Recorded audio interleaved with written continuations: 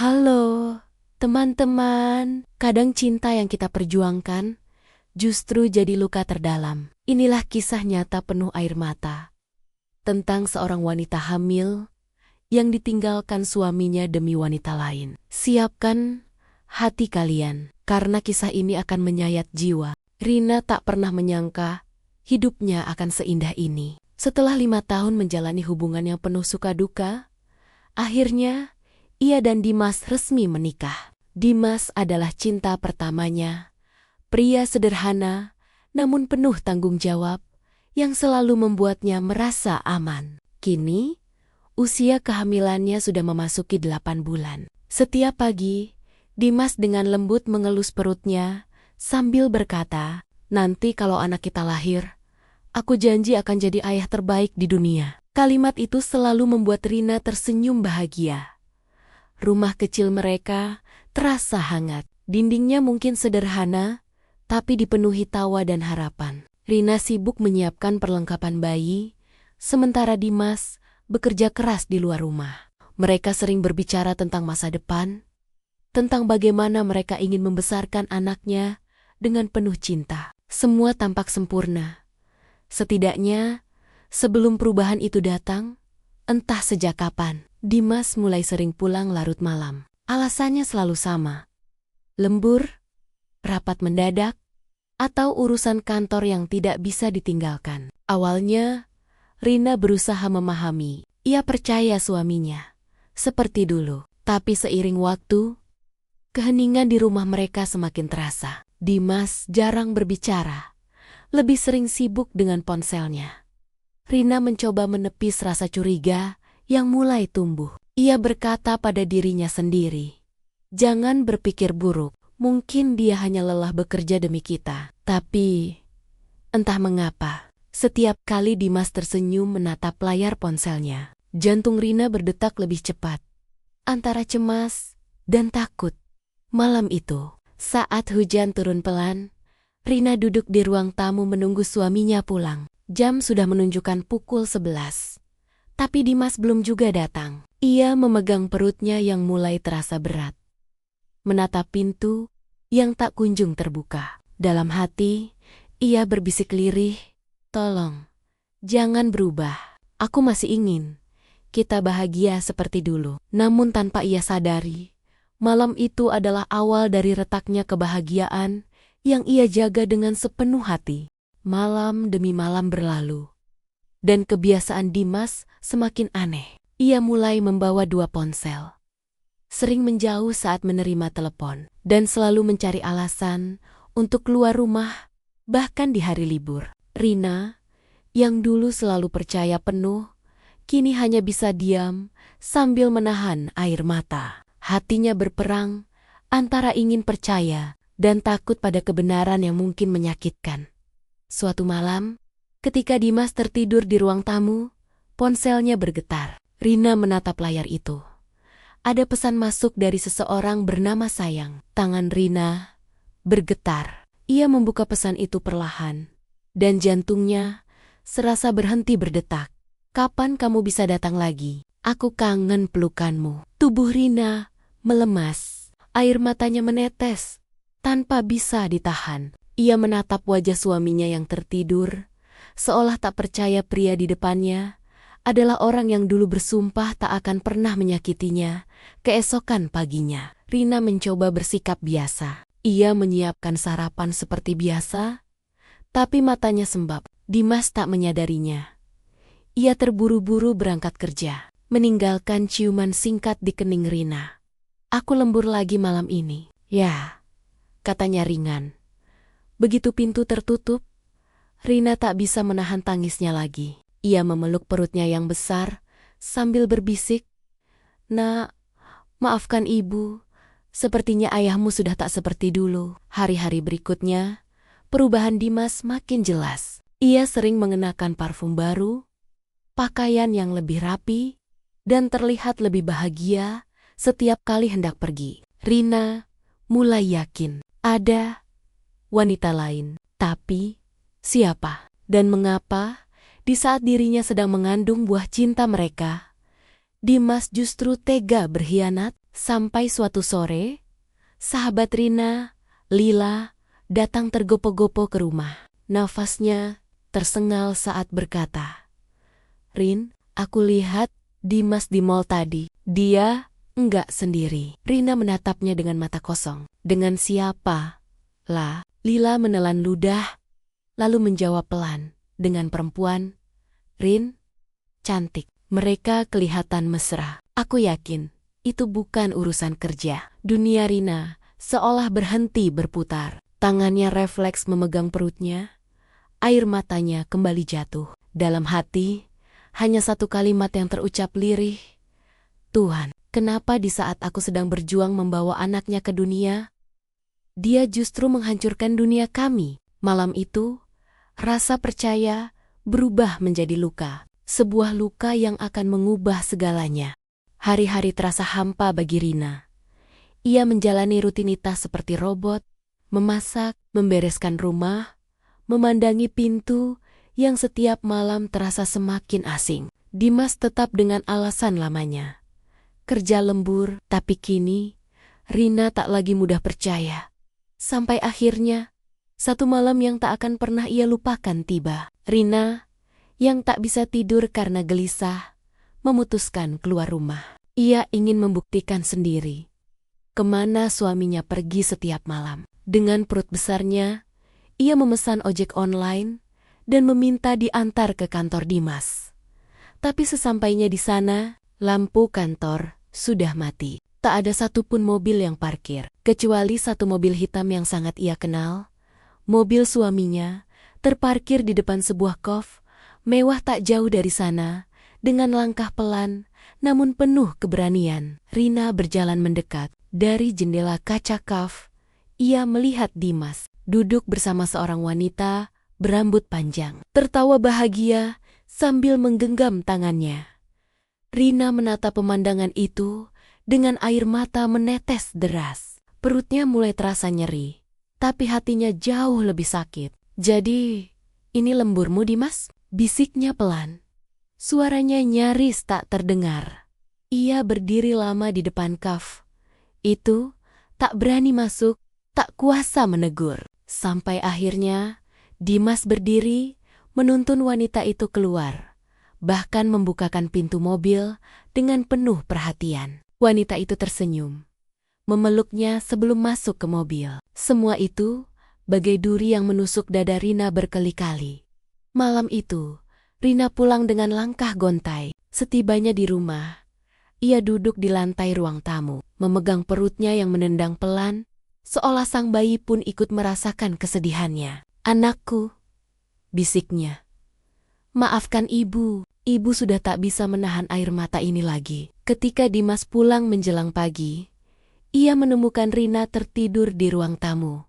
Wajahnya pucat, mata bengkak. Tapi bukannya menyesal, ia hanya terdiam sejenak, lalu berjalan menuju kamar tanpa sepatah kata. Saat itulah Rina sadar, cinta yang ia perjuangkan seorang diri, kini telah mati di tangan orang yang paling ia percaya. Namun, ia belum tahu bahwa penderitaannya baru saja dimulai.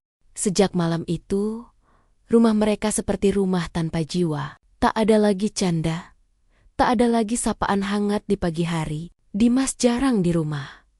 Dan jikapun pulang, hanya untuk berganti pakaian, lalu pergi lagi. Rina mencoba bertahan demi bayinya. Tapi setiap malam, air matanya jadi teman tidur.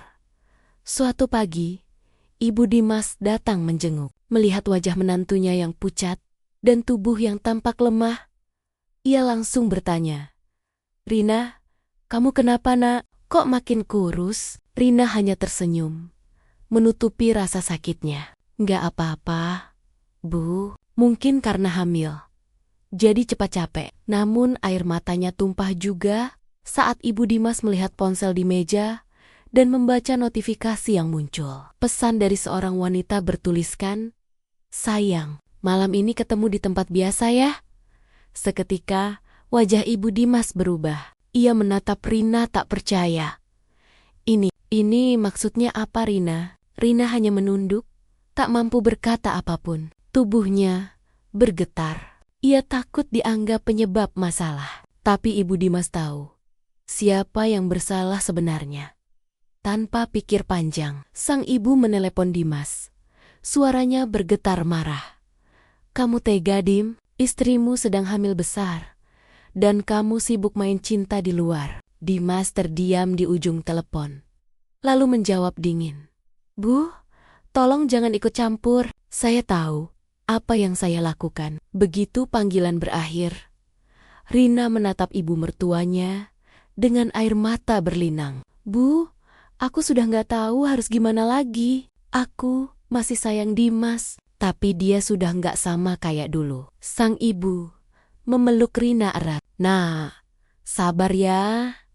Ya, mungkin Tuhan lagi uji kamu. Tapi ingat, jangan biarkan anakmu lahir dalam air mata." Hari-hari berikutnya, Dimas semakin jarang pulang. Rina mulai belajar hidup tanpa kehadirannya. Ia kuat karena ada kehidupan kecil di dalam perutnya. Tapi setiap kali malam datang, rasa sepi itu kembali menghantam. Ia berdiri di depan jendela, menatap bintang-bintang, berbisik pelan. "Dimas, kalau kamu dengar ini, ketahuilah, aku nggak butuh kemewahanmu. Aku cuma butuh kamu pulang." Namun, doa itu hanya tenggelam di udara malam. Dimas tak pernah benar-benar pulang. Hatinya sudah pergi bersama wanita lain. Pagi itu, Rina duduk di teras rumah dengan mata sembab. Ia belum tidur semalaman, menunggu Dimas yang tak kunjung pulang. Saat membuka ponselnya, jantungnya hampir berhenti. Ada foto yang dikirim oleh teman lamanya, foto Dimas sedang berdua dengan seorang wanita di restoran mewah.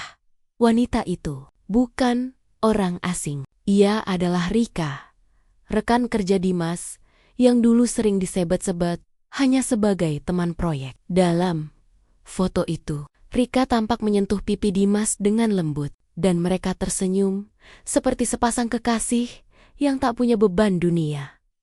Rina gemetar, ponsel di tangannya hampir terjatuh. Jadi, selama ini bukan kerja, tapi dia bersamanya, bisiknya lirih. Air mata menetes satu persatu. Ia menahan perutnya yang mulai terasa nyeri karena emosi. "Kamu tega, Mas. Aku di sini, berjuang demi anak kita. Tapi kamu..." Rina akhirnya tak kuat. Ia pingsan di teras, ditemukan oleh tetangga yang segera membawanya ke rumah sakit. Beberapa jam kemudian, Dimas datang tergesa-gesa. Bukan karena rasa cinta, tapi karena ditelepon ibunya. Saat melihat Rina terbaring lemah di ranjang rumah sakit, wajah Dimas menegang. Ibunya menatapnya tajam. "Lihatlah, Dim, istrimu hampir kehilangan nyawa karena kamu." Dimas hanya menunduk, tak mampu menjawab. Ia mendengar suara dokter. Untung saja cepat dibawa ke sini. Kalau tidak, ibu dan bayinya bisa dalam bahaya. Rina membuka mata perlahan, menatap Dimas dengan air mata. "Mas, aku cuma minta satu hal. Kalau kamu udah nggak cinta, jangan sakiti aku terus seperti ini." Dimas menelan ludah. Hatinya campur aduk antara rasa bersalah dan kebingungan. Namun, alih-alih menyesal, ia justru berkata pelan, "Maaf Rin, tapi mungkin kita memang gak bisa lagi bersama." Ucapan itu seperti petir di siang bolong. Rina hanya bisa terdiam. Tak ada tenaga untuk marah. Hanya perih yang tak bisa dijelaskan dengan kata-kata. Sementara Dimas berbalik dan pergi meninggalkan ruangan. Rina menatap punggungnya yang menjauh dan berbisik lirih, "Kamu boleh pergi, Mas, tapi anak ini akan selalu tahu siapa ayahnya, meski tanpa cinta darimu." Di luar, hujan turun deras. Seolah langit pun ikut menangis untuk perempuan yang sedang belajar melepaskan, di saat ia seharusnya paling membutuhkan pelukan. Rumah yang dulu terasa hangat, kini sunyi seperti rumah kosong tanpa jiwa. Rina duduk di kamar, menatap foto pernikahannya dengan Dimas. Di foto itu, senyum mereka begitu lebar, seolah tak ada yang bisa memisahkan. Kini, senyum itu terasa seperti kebohongan. Angin malam berhembus masuk lewat jendela yang tak tertutup rapat. Ia menarik selimut, tapi bukan karena dingin, melainkan karena hatinya menggigil. Air mata jatuh lagi, membasahi bantal yang sudah lembab dari tangis-tangis sebelumnya. "Kenapa, Mas? Kenapa saat aku paling butuh kamu justru pergi?" Ia memegang perutnya yang semakin membesar. Janin di dalamnya menendang pelan, seakan tahu ibunya sedang sedih. Rina tersenyum getir sambil membelai perutnya. "Enggak apa-apa, Nak. Mama kuat kok. Kita cuma punya satu sama lain sekarang." Pikiran Rina melayang ke hari-hari awal pernikahan mereka. Dimas dulu begitu perhatian, menyiapkan sarapan, mengantar ke dokter, selalu menggenggam tangannya di setiap langkah. Tapi semua itu sirna begitu Rika datang dalam hidup mereka. Malam itu, Rina mengambil buku catatan dan mulai menulis. "Untuk anakku, kalau nanti kamu besar dan tanya di mana ayahmu, Mama akan bilang, dia orang baik, tapi tersesat di jalan yang salah." Tangannya bergetar. Air mata terus menetes. Di luar, petir menyambar, menerangi wajahnya yang pucat. Namun di balik luka, ada tekad yang mulai tumbuh. Rina menatap cermin. Wajahnya lelah, tapi matanya menatap dengan tegas. "Aku harus kuat demi anak ini, demi hidupku sendiri." Ia menutup buku catatan itu dan memeluk perutnya erat. Untuk pertama kalinya sejak Dimas pergi, Rina berbisik pada dirinya sendiri. "Aku gak butuh siapapun lagi yang cuma datang untuk menyakiti. Aku akan berdiri, meski sendiri." Dan di balik sunyi malam yang dingin, lahirlah kekuatan baru. Kekuatan seorang ibu yang telah disakiti, tapi memilih untuk bertahan. Pagi itu, Rina baru saja selesai sarapan, sederhana, roti dan susu, saat tetangganya, Bu Ratna, datang tergesa-gesa. Nafasnya tersengal, matanya membesar seolah membawa berita besar. "Rin, kamu udah dengar kabarnya?" "Belum." "Kabar apa, Bu?" tanya Rina, lembut tapi waspada. "Si Dimas, katanya kecelakaan sama perempuan itu." "Rika." Gelas di tangan Rina terlepas dan pecah di lantai. Dunia seperti berhenti sejenak. Ia menatap kosong, mencoba mencerna kata-kata itu. "Kecelakaan?" Suaranya lirih, hampir tak terdengar. Bu Ratna mengangguk pelan. "Iya," katanya, mobil mereka nabrak pembatas jalan tol. Dimas dibawa ke rumah sakit kota. Rina terdiam lama. Ada amarah, ada luka, tapi juga ada kepedihan yang sulit dijelaskan. Meski telah disakiti, hatinya masih menyimpan rasa. Ia menatap foto Dimas di dinding, suaminya, pengkhianatnya, dan ayah dari anak yang dikandungnya. Tanpa pikir panjang, Rina mengambil jilbab, tas kecil, dan berangkat ke rumah sakit dengan perut yang mulai terasa berat. Setiap langkah terasa seperti menapaki kenangan pahit yang masih basah. Sesampainya di sana, aroma obat dan suara mesin medis menyambutnya. Di ruang ICU, ia melihat sosok Dimas terbaring lemah, wajahnya penuh perban. Rika duduk di kursi sebelahnya, menangis terseduh. Rina berdiri di ambang pintu. Hatinya berperang antara marah dan iba. Ia melangkah pelan, lalu berkata lirih, "Aku gak datang buat nyalahin siapa-siapa. Aku cuma pengen tahu, dia masih hidup kan?" Rika menatap Rina dengan mata sembab, lalu mengangguk pelan. "Masih, tapi dokter bilang dia koma." Rina menarik napas panjang, menahan air mata yang hampir pecah. Ia mendekat, menggenggam tangan Dimas yang dingin. "Mas, kamu tahu nggak? Anak kita sebentar lagi lahir." Bisiknya pelan. Air mata jatuh tanpa bisa ditahan. Bukan karena cinta yang masih ada, tapi karena kenangan yang tak bisa dihapus begitu saja. Malam itu, di depan ranjang suaminya yang tak sadar, Rina berjanji dalam hati, "Kalau kamu sembuh, aku akan maafkan. Tapi, kalau tidak, aku tetap akan hidup, meski tanpa kamu." Dan di balik suara monitor medis yang berdetak pelan, tangisan Rina berpadu dengan harapan kecil. bahwa dari luka terdalam, mungkin masih ada ruang untuk keikhlasan. Hari berganti, minggu berlalu. Dimas masih terbaring tak sadarkan diri di ruang ICU.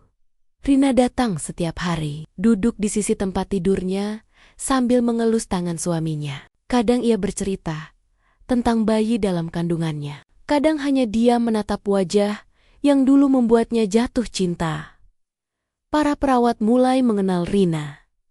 Mereka kagum karena di balik perutnya yang besar dan tubuh yang kelelahan, ia tetap setia datang. Bahkan Rika, wanita yang merebut Dimas, mulai merasa kecil setiap kali melihatnya. Suatu sore, ketika matahari mulai tenggelam di balik jendela rumah sakit, Rika menghampiri Rina. Wajahnya penuh rasa bersalah. Matanya sembab. "Rina, aku minta maaf," ucapnya lirih. Rina menatapnya tenang, tanpa amarah. Hanya kelelahan. "Kamu gak perlu minta maaf ke aku. Hidup ini udah ngasih pelajaran buat kita berdua." Rika menunduk. Air matanya jatuh. "Aku bener-bener nyesal. Aku pikir dia bakal pilih aku selamanya. Tapi sekarang, aku malah kehilangan segalanya." Rina menghela napas panjang. "Kita sama-sama korban, Rik. Cuma bedanya, aku kehilangan suami. Kamu kehilangan arah." Hening. Hanya suara mesin medis yang berdetak. Dua wanita itu duduk berdampingan, menatap sosok Dimas yang terbaring di depan mereka. Pria yang menjadi sumber luka bagi keduanya. Malam itu, sesuatu berubah di hati Rina. Amarahnya perlahan pudar, digantikan oleh rasa ikhlas. Ia sadar, dendam tak akan menyembuhkan luka, hanya memperdalamnya. Ketika ia berdiri hendak pulang, Dimas tiba-tiba bergerak. Jari-jarinya sedikit bergetar. Bibirnya berusaha membentuk kata. Rina dan Rika serentak mendekat. "Rin, maaf." Suara itu lirih, nyaris tak terdengar. Air mata Rina langsung pecah. Ia menggenggam tangan Dimas erat. Tangisnya meledak dalam diam. "Udah Mas, aku maafin. Yang penting, kamu sadar. Kamu masih punya aku dan anak kita." Dimas kembali terdiam. Tapi kali ini wajahnya tenang, seolah beban besar telah terangkat di luar. Malam mulai turun perlahan. Lampu rumah sakit menyala, membungkus mereka dalam suasana hening dan penuh makna. Dalam hati, Rina tahu ini bukan akhir, tapi mungkin ini awal dari sesuatu yang baru. Awal dari kehidupan yang akan ia jalani dengan kekuatan, bukan lagi dengan air mata. Beberapa hari setelah Dimas sadar, suasana rumah sakit berubah. Rina tak lagi datang dengan tangis, tapi dengan ketenangan yang aneh, seperti seseorang yang sudah menyiapkan diri untuk keputusan besar. Dimas menatapnya dengan mata yang masih lemah. Wajahnya pucat, bibirnya kering. "Rin, aku gak tahu harus ngomong apa lagi. Aku udah nyakitin kamu terlalu dalam." Rina hanya tersenyum kecil, menyeka air mata yang nyaris jatuh. "Kamu gak perlu ngomong banyak, Mas.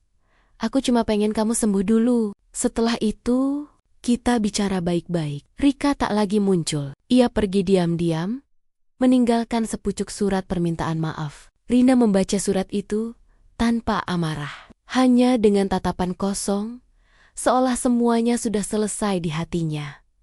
Seminggu kemudian, Dimas diperbolehkan pulang, tapi rumah mereka sudah tak lagi sama. Foto-foto di dinding sebagian sudah dilepas. Di ruang tamu, Rina menyiapkan teh hangat sambil menatap perutnya yang makin membesar.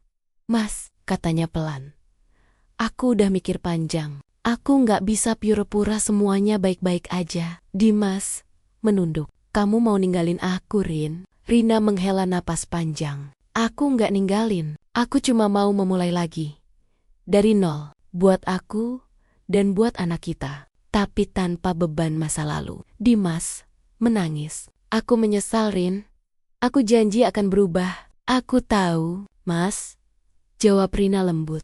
"Tapi kadang, penyesalan datang bukan buat memperbaiki, tapi buat ngajarin kita supaya nggak jatuh di tempat yang sama." Ia berdiri, mengambil koper kecil yang sudah disiapkan sejak pagi. Aku mau tinggal dulu di rumah Mama.